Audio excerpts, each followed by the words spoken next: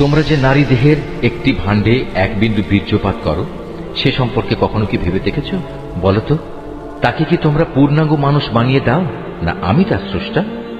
তোমাদের মাঝে সবার মৃত্যু আমি নির্ধারণ করি, এবং আমি এ ব্যাপারে মোটেই অক্ষম নই যে তোমাদের বদলে তোমাদের মতোই আর এক দল মানুষ বানিয়ে দেব, এবং প্রয়োজনে তোমাদেরই আবার এমনভাবে তৈরি করব যে কিছুই তোমরা জানতে পারবে না। তোমরা যখন তোমাদের প্রথম সৃষ্টির ব্যাপারটা জানতে পেরেছ, তখন দ্বিতীয়বার সৃষ্টির এ সাবধান বাণী থেকে কেন শিক্ষা গ্রহণ করছো না? তোমরা জমিনে যে বীজ বপন করো, সে সম্পর্কে কি কখনো চিন্তা করেছ? তা থেকে ফসলের উৎপাদন কি তোমরা করো, না আমি তার উৎপাদক? অথচ আমি যদি চাই, তাহলে অঙ্কুরিত সব বীজ খড় কুটায় পরিণত করে দিতে পারি, আর তা দেখে তোমরা হতভম্ব হয়ে পড়বে। তোমরা বলতে থাকবে, হায়, আজ আমাদের তো সর্বনাশ হয়ে গেল, আমরা তো জমিনের ফসল থেকে আজ বঞ্চিত হয়ে গেলাম। কখনো কি তোমরা সেই পানি সম্বন্ধে চিন্তা করে দেখেছ যা তোমরা নিত্য পান করো? বলতে পারো, আকাশের মেঘমালা থেকে এ পানি কি তোমরা বর্ষণ করো, না আমি এর বর্ষণকারী? অথচ আমি চাইলে এ সুপেয় পানি লবণাক্ত করে দিতে পারি। এসব কথাবার্তা জানা সত্ত্বেও তোমরা কেন আমার কৃতজ্ঞতা আদায় করছো না? আগুন যা প্রতিদিন তোমরা প্রজ্বলিত করে থাকো, তা কি কখনো ভেবে দেখেছ তার মধ্যে আগুন জ্বালানোর গাছটি কি তোমরা সৃষ্টি করেছ, না আমি এর স্রষ্টা? মূলত আমি একে সভ্যতার নিদর্শন করে রেখেছি, এবং একে ভ্রমণকারীদের জন্য প্রয়োজন পূরণের সামগ্রী বানিয়ে দিয়েছি। অতঃপর হে নবী, এ সব কিছুর জন্য তুমি তোমার মহান মালিকের মহান নামের মাহাত্ম্য ঘোষণা করো। অতঃপর আমি শপথ করছি অস্তাচলের তারকাপুঞ্জের, সত্যি আমার গোটা সৃষ্টি নৈপুণ্যের আলোকে এ হচ্ছে এক মহান শপথ। যদি তোমরা জানতে, অবশ্যই কোরআন এক মহামর্যাদাবান গ্রন্থ। এটি লিপিবদ্ধ রয়েছে একটি সযত্নে রক্ষিত গ্রন্থে। পূত পবিত্র ব্যক্তি দেখে তাকেও স্পর্শও করতে পারে না, কেননা তা নাজিল করা হয়েছে সৃষ্টিকুলের মালিক আল্লাহ তাআলার কাছ থেকে। এ সত্ত্বেও তোমরা এই গ্রন্থের আনিত বাণীকে সাধারণ কথাই মনে করতে থাকবে, এবং মিথ্যা প্রতিপন্ন করাটাকেই তোমরা তোমাদের জীবিকা আহরণের মাধ্যমে বানিয়ে নেবে। হ্যাঁ, যখন কোনো মানুষের প্রাণ তার কণ্ঠ নাড়িতে এসে পৌঁছে যায়, তখন কেন তোমরা অসহায়ের মতো তাকিয়ে থাকো? এ সময় তো বরং তোমাদের চাইতে আমি সেই মুমূর্ষু ব্যক্তির বেশি কাছে থাকি, কিন্তু তোমরা এর কিছুই দেখতে পাও না। তোমরা যদি এমন অক্ষম নাই হও, তোমরা যদি তোমাদের ক্ষমতার দাবিতে সত্যবাদী হও, তাহলে কেন সেই বেরিয়ে যাওয়া প্রাণ পুনরায় তার দেহে ফিরিয়ে আনো না? হ্যাঁ, যদি সে মৃত ব্যক্তিটি আল্লাহর নৈকট্য প্রাপ্ত প্রথম দলের একজন হয়ে থাকে, তাহলে তার জন্য থাকবে আরাম আয়েশ, উন্নত মানের আহার্য ও নিয়ামতে ভরপুর এক চিরন্তন জান্নাত। আর যদি সে হয় ডান পাশের দ্বিতীয় দলের কেউ, তাহলে তাকে এই বলে অভিনন্দন জানানো হবে, তোমার জন্য রয়েছে আল্লাহর পক্ষ থেকে শান্তি আর শান্তি, কারণ তুমি তো ছিলে ডান পাশেরই একজন। আর যদি সে হয় আল্লাহ তাআলাকে অস্বীকারী মিথ্যাবাদী পথভ্রষ্ট কোনো ব্যক্তি, তাহলে ফুটন্ত পানি দ্বারা তার আপ্যায়ন করা হবে, এবং সে জাহান্নামের কঠিন আগুনে উপনীত হবে। নিশ্চয়ই এ হচ্ছে এক অমোঘ সত্য ঘটনা। অতএব আযাব থেকে বেঁচে থাকার জন্য হে নবী, তুমি তোমার মহান মালিকের পবিত্র নামের তাসবিহ পাঠ করো। যখন কিয়ামতের অবশ্যম্ভাবী ঘটনাটি সংঘটিত হবে, তখন কেউই তার অস্বীকারী থাকবে না। এই ঘটনাটি হবে কারো মর্যাদা ভুলুণ্ঠনকারী আর কারো মর্যাদা সমুন্নতকারী।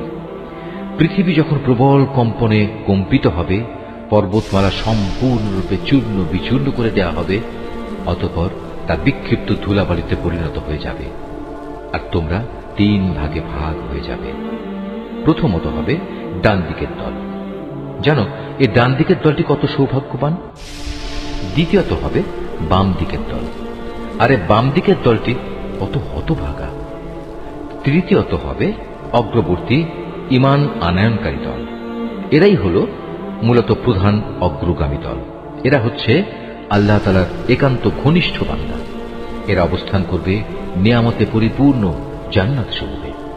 এদের বড় অংশটি অবশ্য হবে আগের লোকদের মধ্যে থেকে, আর সামান্য অংশই থাকবে পরবর্তী লোকদের মাঝ থেকে। তারা থাকবে স্বর্ণখচিত আসনের উপর, তার উপর একে অপরের মুখোমুখি আসনে হেলান দিয়ে বসবে। তাদের চারপাশে তাদের সেবার জন্য চিরকিশোরদের একটি দল ঘুরতে থাকবে।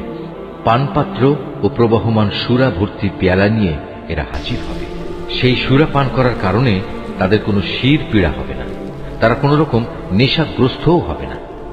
সেখানে আরো থাকবে তাদের নিজ নিজ পছন্দ মতো বেছে নেওয়া ফল, থাকবে তাদের মনের চাহিদা মোতাবেক রকমারি পাখির গোশত, সেবার জন্য মজুদ থাকবে সুন্দরী সুনয়না তরুণী দল। তারা যেন এক একটি সযত্নে ঢেকে রাখা মুক্তা। এর সব কিছুই হচ্ছে তাদের সেই কাজের পুরস্কার যা তারা দুনিয়ায় করে এসেছে। সেখানে তারা কোনো অর্থহীন প্রলাপ বা কথাবার্তা শুনতে পাবে না। সেখানে বলা হবে শুধু শান্তি, নিরবচ্ছিন্ন শান্তি। অতঃপর আসবে ডান পাশের লোক। আর কারাই ডান পাশের লোক? তারা অবস্থান করবে এমন এক উদ্যানে যেখানে থাকবে শুধু কাঁটাবিহীন বড়ই গাছ, থাকবে কাঁদি কাঁদি কলা, যার মনোরম ছায়া দূর দূরান্ত পর্যন্ত সম্প্রসারিত হবে। আর থাকবে প্রবহমান ঝর্ণাধারার পানি, পর্যাপ্ত পরিমাণ ফল, এমন সব ফল যার সরবরাহ কখনো নিঃশেষ হবে না এবং যার ব্যবহার কখনো নিষিদ্ধ করা হবে না। আর থাকবে উঁচু উঁচু বিছানা। আমি তাদের বানিয়েছি বানানোর মতো করেই। তাদের একটি বৈশিষ্ট্য হচ্ছে আমি তাদের চিরকুমারী করে রেখেছি। আরেকটি বৈশিষ্ট্য হচ্ছে তারা হবে সব বয়সের প্রেম সোহাগিনী। এগুলো হচ্ছে প্রথম দলের ডান পাশের লোকদের জন্য। এ ডান পাশের লোকদের এক বিরাট অংশ হবে আগের লোকদের মাঝ থেকে, আবার অনেকে হবে পরবর্তী লোকদের মাঝ থেকেও, যারা হচ্ছে বাম পাশের লোক। তুমি কি জানো এ বাম পাশের লোক কারা? যাদের অবস্থান হবে জাহান্নামের উত্তপ্ত ও ফুটন্ত পানিতে এবং ঘন কালো রঙের ধোঁয়ার ছায়ায়। সে ছায়া যেমন শীতল নয়, তেমনি তা কোনো রকম আরামদায়কও হবে না। এরা হচ্ছে সেসব লোক যারা এর আগে দুনিয়ায় অত্যন্ত সুখ সম্পদে কাটাত। এরা জঘন্য পাপ কাজেও বারবার লিপ্ত হয়ে পড়ত। এরা বলতো, আমরা যখন মরে যাব এবং মরে যাওয়ার পর আমরা যখন মাটি ও হাড়ের সমষ্টিতে পরিণত হয়ে যাব, তখনও কি আমাদের পুনরুজ্জীবিত করা হবে? এভাবে আমাদের বাপ দাদা এবং পূর্বপুরুষদেরও কি জীবিত করা হবে? হে নবী, তুমি বলো, অবশ্যই আগে পরের সব লোককেই একটি নির্দিষ্ট দিনে একটা নির্দিষ্ট সময়ে অবশ্যই জড়ো করা হবে। অতঃপর কাফিরদের বলা হবে, ও হে পথভ্রষ্ট ও এ দিনের আগমনকে মিথ্যা প্রতিপন্নকারী ব্যক্তিরা, দুনিয়ায় যা অর্জন করেছ তার বিনিময়ে আজ তোমরা ভক্ষণ করবে জাক্কুম নামক একটি গাছের অংশ। অতঃপর তা দিয়েই তোমরা তোমাদের পেট ভরবে। তারপর তোমরা পান করবে জাহান্নামের ফুটন্ত পানি। তাও আবার পান করতে থাকবে মরুভূমির তৃষ্ণার্ত উটের মতো করে। এ হবে কিয়ামতে তাদের যথার্থ মেহমানদারি। আমি যে তোমাদের সবাইকে পয়দা করেছি, এ কথাটা তোমরা কি স্বীকার করছো না? তোমরা যে নারী দেহের একটি ভাণ্ডে এক বিন্দু বীর্যপাত করো, সে সম্পর্কে কখনো কি ভেবে দেখেছ? বলতো, তাকে কি তোমরা পূর্ণাঙ্গ মানুষ বানিয়ে দাও, না আমি তার স্রষ্টা? তোমাদের মাঝে সবার মৃত্যু আমি নির্ধারণ করি এবং আমি এ ব্যাপারে মোটেই অক্ষম নই যে তোমাদের বদলে তোমাদের মতোই আর এক দল মানুষ বানিয়ে দেব এবং প্রয়োজনে তোমাদেরই আবার এমনভাবে তৈরি করব যে কিছুই তোমরা জানতে পারবে না। তোমরা যখন তোমাদের প্রথম সৃষ্টির ব্যাপারটা জানতে পেরেছ, তখন দ্বিতীয়বার সৃষ্টির এ সাবধান বাণী থেকে কেন শিক্ষা গ্রহণ করছো না? তোমরা জমিনে যে বীজ বপন করো, সে সম্পর্কে কি কখনো চিন্তা করেছ? তা থেকে ফসলের উৎপাদন কি তোমরা করো, না আমি তার উৎপাদক? অথচ আমি যদি চাই তাহলে অঙ্কুরিত সব বীজ খড় কুটায় পরিণত করে দিতে পারি, আর তা দেখে তোমরা হতভম্ব হয়ে পড়বে। তোমরা বলতে থাকবে, হায়, আজ আমাদের তো সর্বনাশ হয়ে গেল, আমরা তো জমিনের ফসল থেকে আজ বঞ্চিত হয়ে গেলাম। কখনো কি তোমরা সেই পানি সম্বন্ধে চিন্তা করে দেখেছ যা তোমরা নিত্য পান করো? বলতে পারো, আকাশের মেঘমালা থেকে এ পানি কি তোমরা বর্ষণ করো, না আমি এর বর্ষণকারী? অথচ আমি চাইলে এ সুপেয় পানি লবণাক্ত করে দিতে পারি। এসব কথাবার্তা জানা সত্ত্বেও তোমরা কেন আমার কৃতজ্ঞতা আদায় করছো না? আগুন যা প্রতিদিন তোমরা প্রজ্বলিত করে থাকো, তা কি কখনো ভেবে দেখেছ তার মধ্যে আগুন জ্বালানোর গাছটিকে তোমরা সৃষ্টি করেছ, না আমি এর স্রষ্টা? মূলত আমি একে সভ্যতার নিদর্শন করে রেখেছি এবং একে ভ্রমণকারীদের জন্য প্রয়োজন পূরণের সামগ্রী বানিয়ে দিয়েছি। অতঃপর হে নবী, এ সব কিছুর জন্য তুমি তোমার মহান মালিকের মহান নামের মাহাত্ম্য ঘোষণা করো। অতঃপর আমি শপথ করছি অস্তাচলের তারকাপুঞ্জের, সত্যি আমার গোটা সৃষ্টি নৈপুণ্যের আলোকে এ হচ্ছে এক মহান শপথ। যদি তোমরা জানতে, অবশ্যই কোরআন এক মহামর্যাদাবান গ্রন্থ। এটি লিপিবদ্ধ রয়েছে একটি সযত্নে রক্ষিত গ্রন্থে। পূত পবিত্র ব্যক্তি রেখে তাকেও স্পর্শও করতে পারে না, কেননা তা নাজিল করা হয়েছে সৃষ্টিকুলের মালিক আল্লাহ তাআলার কাছ থেকে। এ সত্ত্বেও তোমরা এই গ্রন্থের আনিত বাণীকে সাধারণ কথাই মনে করতে থাকবে এবং মিথ্যা প্রতিপন্ন করাটাকেই তোমরা তোমাদের জীবিকা আহরণের মাধ্যমে বানিয়ে নেবে। হ্যাঁ, যখন কোনো মানুষের প্রাণ তার কণ্ঠ নাড়িতে এসে পৌঁছে যায়, তখন কেন তোমরা অসহায়ের মতো তাকিয়ে থাকো? এ সময় তো বরং তোমাদের চাইতে আমি সেই মুমূর্ষ ব্যক্তির বেশি কাছে থাকি, কিন্তু তোমরা এর কিছুই দেখতে পাও না। তোমরা যদি এমন অক্ষম নাই হও, তোমরা যদি তোমাদের ক্ষমতার দাবিতে সত্যবাদী হও, তাহলে কেন সেই বেরিয়ে যাওয়া প্রাণ পুনরায় তার দেহে ফিরিয়ে আনো না?